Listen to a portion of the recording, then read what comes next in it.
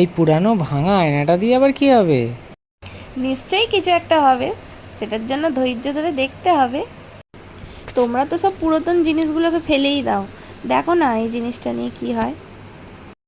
ও, এরকম করে কেটে ফেলতে হবে? তারপর তারপর কি করতে হবে? উফ, এত প্রশ্ন করলে হয়? একটু ধৈর্য ধরে দেখো শেষ পর্যন্ত কি হয়।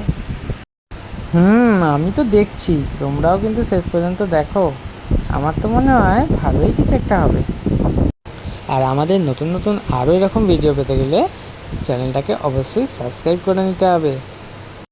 আর পাশে থাকা বেল আইকনটা অবশ্যই প্রেস করে দিও, যাতে নতুন নতুন আরও এরকম ভিডিও দিলেই তোমাদের ফোনে নোটিফিকেশানটা চলে যায়।